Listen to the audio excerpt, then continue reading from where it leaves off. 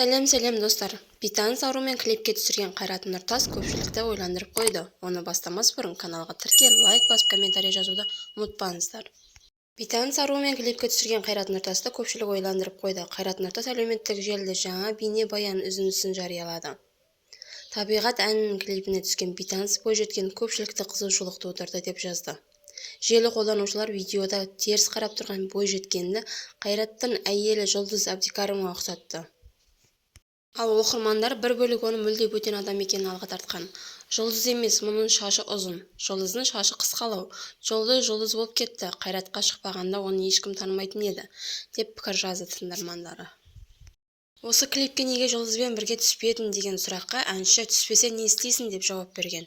Видеода бейнебаян шарын шатқалында түсірілген байқауға болады, ал бейнебаян нақты қашан шығатын белгісіз. Соңына дейін тыңдағандарыңызға рахмет. Лайк басып, комментарий жазып, каналға тіркелуді ұмытпаңыздар достар.